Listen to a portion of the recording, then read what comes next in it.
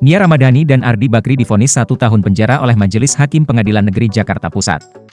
Putusan itu jauh lebih berat dari tuntutan jaksa penuntut umum. JPU di kasus narkoba Nia Ramadhani dan Ardi Bakri hanya menuntut 12 bulan rehabilitasi. Kini, mari kita menengok hakim ketua dalam perkara ini, yakni Muhammad Damis.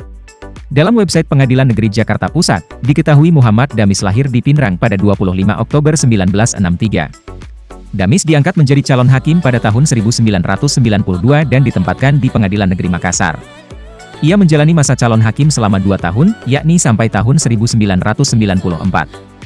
Pada tahun 1994 sampai 1996, Damis ditugaskan menjadi staf di Pengadilan Negeri Makassar. 4 tahun berikutnya sampai tahun 2000, ia ditempatkan sebagai hakim di Pengadilan Negeri Sabang. Lalu antara tahun 2000 sampai 2005, Damis jadi hakim Pengadilan Negeri Baru. Berikutnya pada tahun 2005 sampai 2008, Damis menjadi hakim Pengadilan Negeri Sumbu Minasa. Ia kemudian menjabat wakil ketua Pengadilan Negeri untuk pertama kalinya di Pengadilan Negeri Sidenreng Rapang pada tahun 2008 sampai 2009. Ia kemudian menjabat ketua Pengadilan Negeri Sidenreng Rapang pada tahun 2009 sampai 2012. Antara tahun 2016 sampai 2017, Damis menjadi wakil ketua dan ketua di Pengadilan Negeri Sumbu Minasa. Lalu antara tahun 2017 sampai 2018, ia menjadi wakil ketua Pengadilan Negeri Makassar.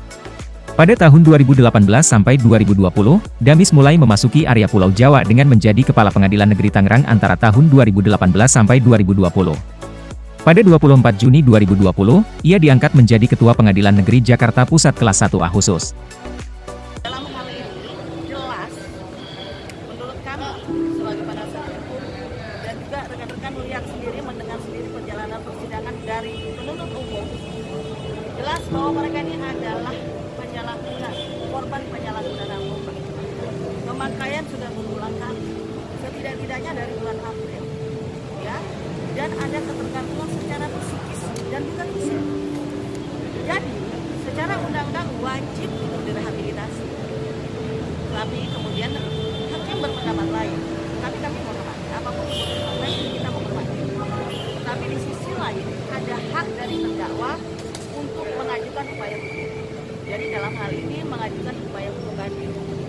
Karena ini mereka langsung menyatakan banding. Putusan majelis hakim tadi belum bisa dieksekusi, belum inkrah. Sehingga posisi mereka secara hukum tidak bisa dieksekusi saat ini, karena masih upaya hukum. Kita pun menghormati putusan hakim. Di sisi lain kita menghormati keputusan daripada Pak Ardi, Nia, dan Pak Irfan untuk melakukan upaya hukum mencari keadilan. Karena sesungguhnya mereka adalah korban dari penggunaan dari penyalahgunaan. Fakta di persidangan jelas, hasil daripada TAT, tolong dicatat, hasil TAT dari tim asesmen terpadu yang dilakukan oleh BNN Provinsi DKI Jakarta di bulan September 2021, yang mana sebelumnya di bulan Juli 2021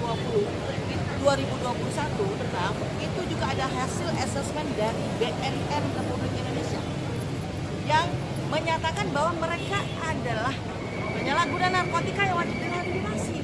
Ini orang sakit